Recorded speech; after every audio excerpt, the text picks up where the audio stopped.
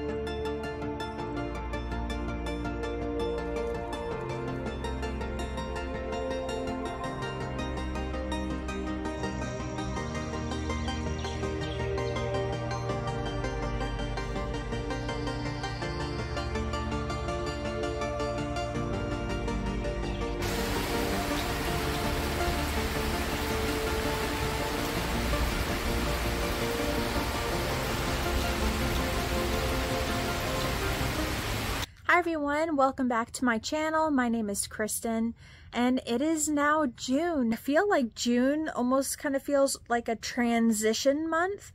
You're starting to kind of harvest out all of the cooler crops and get them out of the beds, and then at the same time you are starting to like plant in those beds your summer garden. You know, for example, this bed right here, I have lettuce, I have just a couple little things of broccoli that are pretty much done. My peas are starting to die off. So this bed is going to be one of those beds that we're going to be transitioning into a summer garden.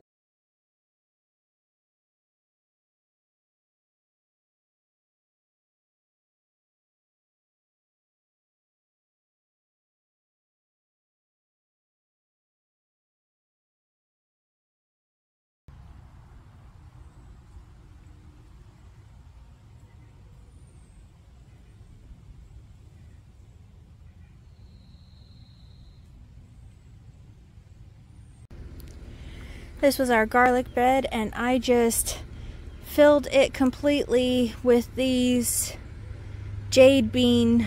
These are bush beans. I'm hoping to have a nice big harvest of green beans from this bed now. Today what I'm actually going to do, because it's supposed to rain tomorrow, and if you've seen any of my other videos, what I like to do is before it rains, I like to get seeds in the ground. So I am going to be working on this bed right here. I am anticipating harvesting all of my cabbages this month here in June. And my celery, like I said, never took off. I planted it along this side, and as you can see, that's it over there, and it just sprouted like we're done with it. So I am actually going to till up the both sides of this bed, and we're going to add some more soil and some compost, things like that. And I am actually going to plant Swiss chard along the outer edges of these beds, and then when I harvest the cabbages in the middle, I will plant something down the center of this bed once the cabbages are out.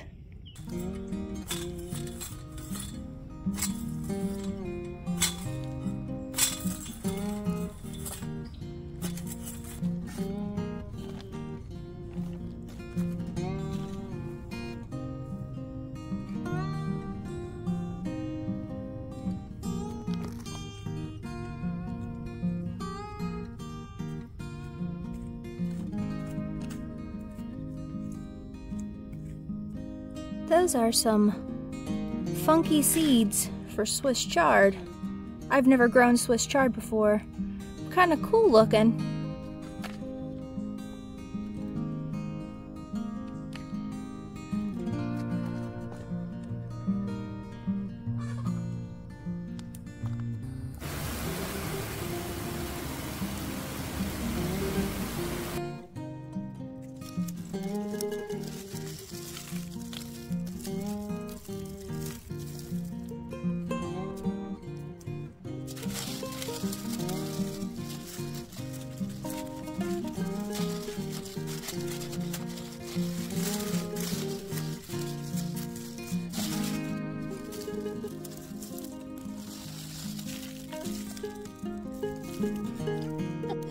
Looks like a peanut. Oh, wow. Okay.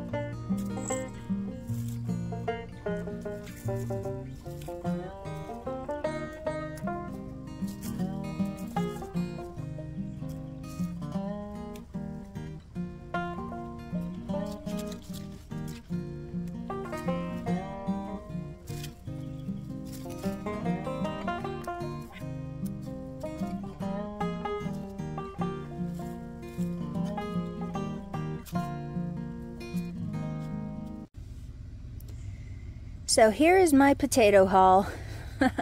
Not very many potatoes. I can think of a couple of things I might have done wrong with these. Well, first of all, these were grocery store potatoes I had sprouted in my pantry. So I just decided to try that as an experiment. And obviously I did get some potatoes out of it. But the other thing is I did not hill them. I didn't keep them buried. Maybe if I kept adding like more straw or more dirt or something on top of them, maybe more would have grown. So we're gonna keep that in mind for next time.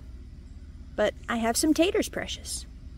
If you recall, a couple months back in April, I planted in one of my beds some golden bush beans, and they grew, and I was able to pick off some plants. I maybe ended up, I wouldn't even call it a harvest, but I would say I got maybe about 30 yellow beans off of those plants.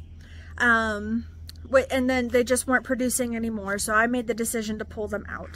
And so I actually, we ate them the other night, and they were really good. And today at Tractor Supply, they had some seeds on sale. And I bought this variety of golden bush beans. They're called Gold Rush. It's a different kind than what I bought last time. The other ones I think I got from the dollar store. They were like 2 for $1, and there was only like 6 seeds in there. I don't know, but I'm going to plant these in my beds where I had the potatoes. I'm gonna kind of just squeeze all of these in that I can fit in those 2 beds.